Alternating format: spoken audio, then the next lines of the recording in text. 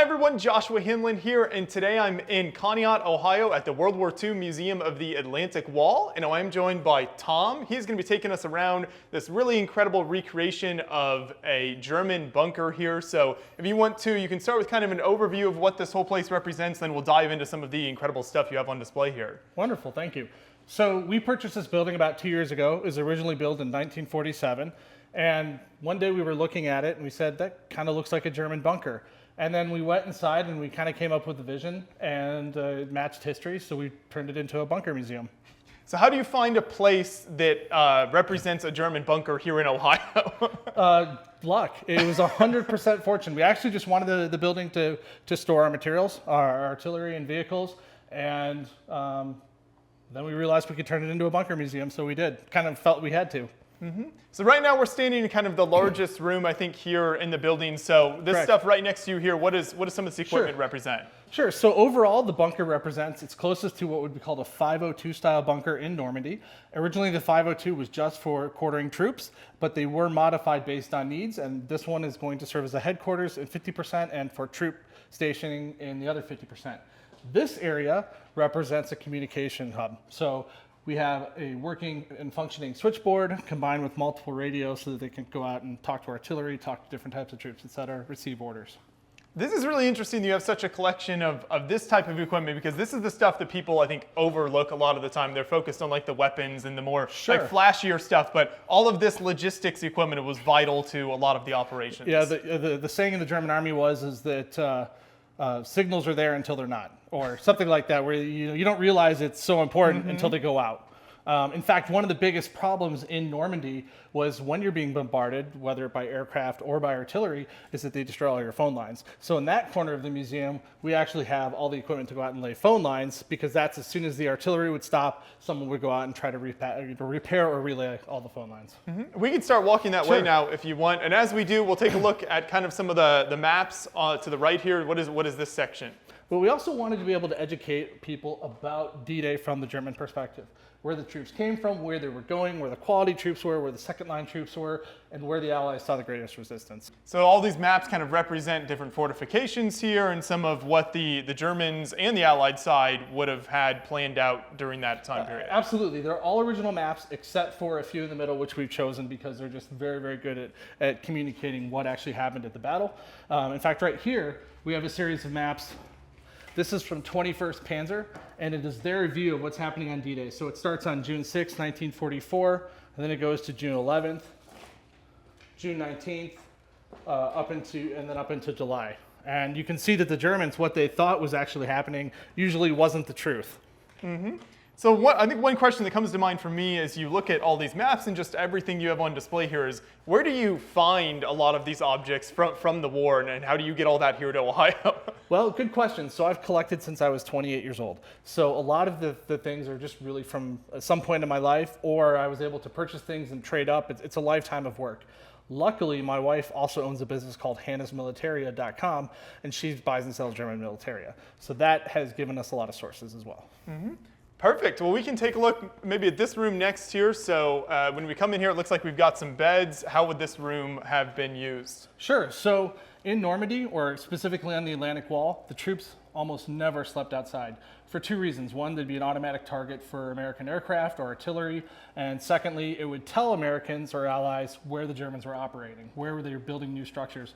It was an area of as much secrecy as possible. There were French spies, so they wanted to keep the troops sleeping safely in bunkers or in the villages or in specially designed places where it was safe to sleep.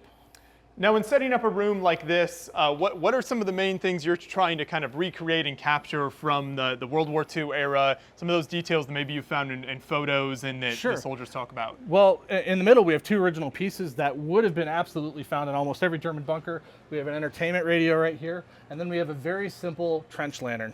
And it's the simplest of all of them. It can only be used inside because there'll be wind, but it is a carbide lantern, and so it's almost exactly what you would find in a bedroom. And the troops would gather around here in the evenings to spend some time listening to the radio, or to drink together, drink some water, and then go to sleep. based on stories, from veterans and what veterans have said about the people who spent time in these bunkers, what was that experience like? Was it cramped? Was it unpleasant? Or was this kind of a fairly good gig to have in the military at that time? No, it was unpleasant. I will say that these beds are slightly larger than the original German beds.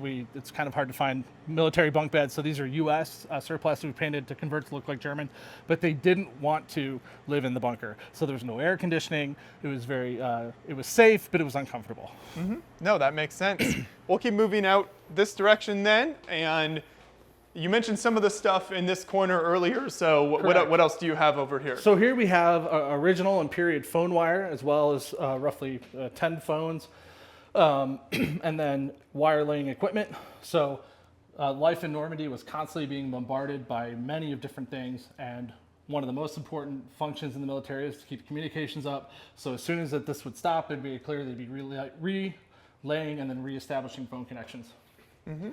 Makes sense. What is this message on the wall over here? Sure. So this has got a little bit of a story behind it, and it says, "Germany must live even if we must die, or we must die." And the reason it's got the naval symbol is originally the Atlantic Wall was stationed with naval troops from the Kriegsmarine.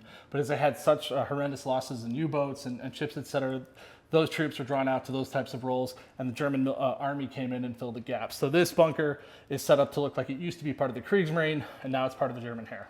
Mm-hmm.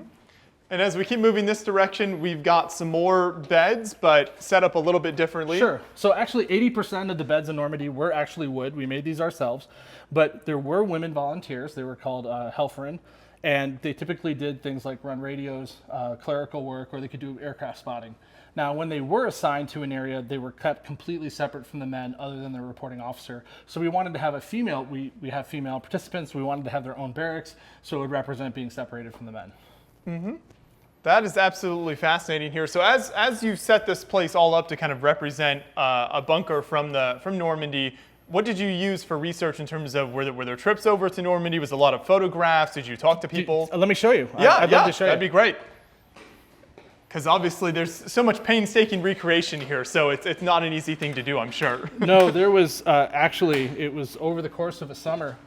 I set the goal. In fact, I found the D-Day event in Conneaut didn't really reflect what the Atlantic Wall troops were like. They were more of a panzer divisions, kind of the historically famous units, where the Atlantic Wall units were organized, or excuse me, not organized, but rather kind of not forgotten, but they weren't paid attention to, if you will. So I went on a quest to find as many pictures as I could of the Atlantic Wall, and it was a challenge because there isn't a one-stop source. So one of the challenges is the foreign volunteers. Roughly 40% of the troops in Normandy, or excuse me, on the Atlantic Wall didn't speak German. And there's a lot of different ways that they came in. They could be Polish, Ukrainian, Russian. They could be ethnically German. They could be ethnically Russian. And so I went to eBay. Had a lot of people had reproduced famous pictures. You can see some are watermarked. So many books. I searched in books that were written by Russians and Ukrainians. And over the course of a year, this is not the complete. This is about 50% of the pictures I found of the Atlantic Wall. And so we can kind of share that experience so other people can understand what it was really like. That's why we wanted to have this section of the museum. Mm-hmm. It's so fascinating when you dig into, like you were talking about, kind of all the different people groups represented there, and there was so much more than just like the Americans, the British, and Germans that are involved in this whole story. Absolutely. That people are so famous. So it's very common. So depending on how you look at it, there's between 8 and 12 countries that participated on the Allied side of D-Day. What's kind of forgotten, because it's not something that everybody wants remembered, easily 40 countries could have participated on the German side. The problem is we know approximately where they're from, but we don't have good data or good records. We just know that anywhere in the Soviet Union, there's a strong possibility one of those troops showed up in Normandy, because they came through as Russian POWs and then volunteered to fight for the Germans. But for example, we have an Indian, a Sikh soldier. There was actually a unit of Indians down in southern France, a full regiment. So there's a lot of people are surprised to find that they had that, what we would call diversity under different means. Mm-hmm. And also in this room, you can see some fantastic examples of some motorcycles here. So and even a bicycle. Correct. So that's a 1939 DKW NZ350. Those are one of the most common motorcycles produced for the German military, and they're considered the messenger motorcycle. They were very fast, very reliable, 2-cycle engine, and used throughout the entire war. To the right, that motorcycle was actually made in 1952, but it is identical to the one they made during the war or just before. Germany, before World War II, had the largest motorcycle production capacity in the world. So that's why you see so many motorcycles in the German military. It was just easy for them to make. Now, they also had, that was made by a bicycle manufacturer, Express. Bicycle companies would offer small motorcycle kits, and then Sachs made the engine. They're a famous German brand too. So there were probably, I don't know, 40 or 50 different companies making some type of a motorized bicycle motorcycle in Germany before or during World War II. And the bicycle is a typical bicycle. It is, unfortunately, the owner's not here, and I can't give much more detail other than it is period correct. Mm-hmm. And what's this kind of crazy looking device on this tripod in front of us? Sure, these are called Flakfernrohr, and these are what the Germans used, the German Luftwaffe, to track aircraft in the sky. So you can see here, you've got your mils across your 6,400 mils, and then you've got an elevation finder so that you could direct the flak batteries. So you would track the aircraft, and then they would take a rangefinder and find it, and then combine information to shoot flak at the formation. Mm-hmm. And as we move back out, I know there's another room. One more thing I'd like to show you too. Yes, for sure. One thing that is extremely uncommon are women's uniforms, just because there weren't a lot of them, and a lot of people, they were used, they could be used in civilian life after the war, correct? So my wife has put together some very, very unique collection here. We have a worker smock for the female Halperin with an original switchboard and what they would call a breast microphone. We have a Luftwaffe. That's a unique piece, the Luftwaffe piece that originally was an overcoat but was turned into a dress. So it's kind of a custom piece. And then this is for the German Kriegsmarine, and it almost looks like an evening wear. But I think it's because it's synthetic material. Just at the time it came across kind of shiny. So that's just a work smock. Yeah. And original hat pieces as well, or head pieces as well. So that's fascinating, yeah, and stuff you don't see nearly as often as some of the more like the male uniforms and everything. Correct. Yes. Correct. This is also a good time to bring up. We haven't mentioned what you're wearing Sure. here. So what era and what does this represent? So every German soldier was issued 2 uniforms. Grab the microphone. Yeah, that's okay. That's not part of the original kit. No, it's not. But it makes me feel good. So. They were issued an HBT uniform, and they were also issued a wool uniform. Now, the HBT uniform could be worn for combat. It could be used in work, so anytime it was hot, they would wear it. Now, you might say it's white. Why would you have a white uniform? So originally, these were for drill when they were in training. However, they became the summer uniform on the Atlantic Wall. Sometimes they dye them green as my tunic. Sometimes they didn't.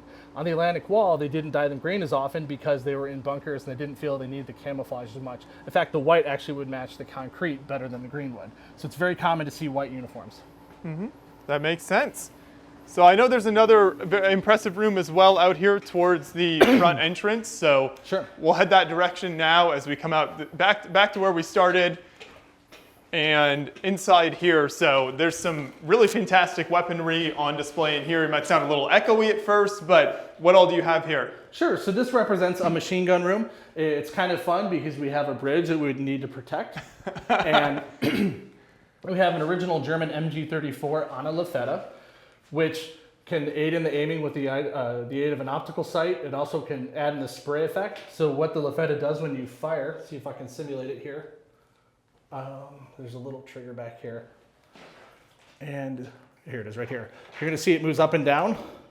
So every time it fires, it's gonna move like this, and it helps in spraying the bullets across a larger section of area. And behind you, we have a Russian 1910 Maxim. Again, it's a Soviet piece, but about 50 to 30% of the equipment, depending on where you were, more so in Normandy, was captured or World War I vintage.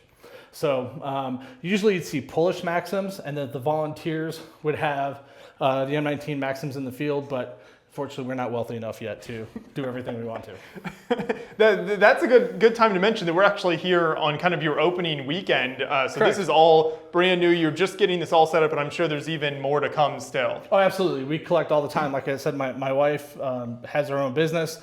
For example, those flak binoculars, we just added those this year. Most of our finances went into renovating this building, but we absolutely are going to collect and add, and we hope to add several large pieces in the future. Mm-hmm. And you mentioned earlier the D-Day event that takes place locally here. So that's a massive reenactment, which is obviously one big reason why this museum is located Sure. where it is. So what can you tell people kind of about that event and what happens there? Oh, it's something you need to see. It started about 20 years ago. and it's grown and grown and grown. They have roughly 1,500 reenactors, 400 Germans, 1,100 Americans. It's the only place you're going to see in the world 1,000 people moving and firing at you in the same direction. It is a very, very impressive sight. They bring in armor, artillery, and they even come off landing craft. So it's a beautiful event. That's why we're here. We started there, but we just kind of grew into our own opportunity. We had the chance to tell history from a little bit different of a perspective, and that's what led to this museum. Yeah, well, this is all very exciting. Thank you so much for the tour today. If people want to find more info about the museum here, Sure. where all are you online? The easiest place to find it, we have a website, but easiest is on Facebook, and you can do World War II Museum of the Atlantic Wall or WWIIMAW, Museum of the Atlantic Wall, and that'll bring you right to it. Perfect, and we'll make sure to put links to all of that in the description of the video below as well, so everyone watching, make sure you click those links, check this out, and if you're ever coming through Northern Ohio here, definitely check out this museum. Very unique place, lots of incredible exhibitions. I can't wait to see what you do in the future, so thank you so much. My I appreciate pleasure. it. Thanks for coming. So one of the things we have here that's very rare is a Sturm pistol. So most people have heard of the Panzerfaust, which is a very famous anti-tank weapon using a hollow charge round. Before the Germans decided to start making a throwaway tube and a larger head, they experimented with making kits to turn flare guns into anti-tank weapons. They're very rare. Original ones are probably in the $50,000 to $60,000 range. Luckily, there's a gentleman in France who has made some museum quality reproductions, and I was able to get one. So there were anti-tank versions, and then there were anti-personnel versions, and it would fire a smaller round. This is original case. I actually didn't know it was the original case when I found it, so I designed it for fun to fit these. They're coming out. But we can go and we can shoot simulated rounds in the back for fun. So this is a German signal flare. We've added the Sturm pistol stock for stability, which just makes it easier to fire. And signal flares were actually a communications device. Different colors meant different things. So if you saw a purple flare, that meant that an enemy tank was coming. And each color had a different reason. So let's go ahead and shoot one. Go ahead, cock it back. Yep, fire in the hole.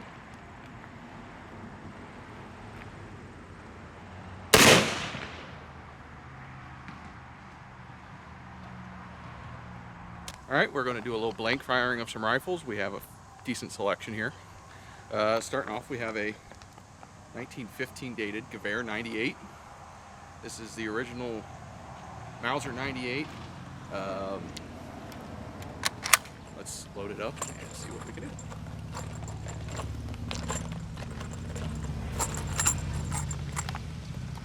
These would usually be fed off of stripper clips, which I don't have loaded right now.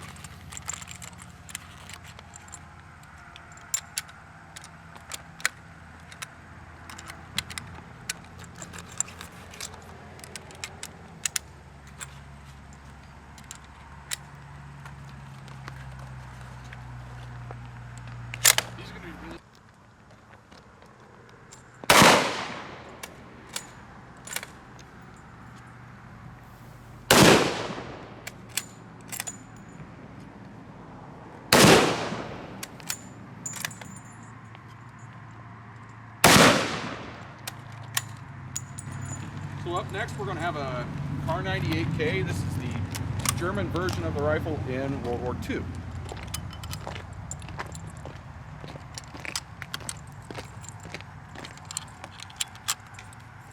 Of course, normally these would be on stripper clips. We're ill prepared.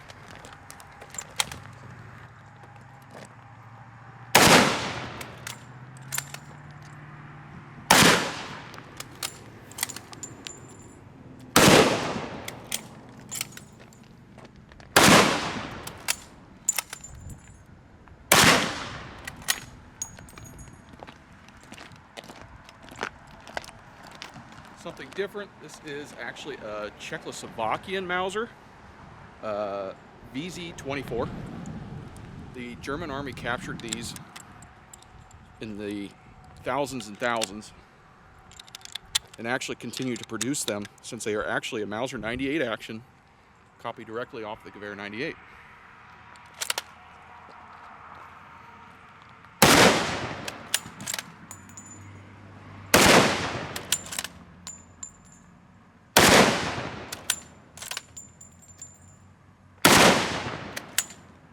Jackson. Something completely different. The Germans captured millions and millions of rifles. This one happens to be a Moss 36, which is actually a French rifle developed shortly before the start of the Second World War.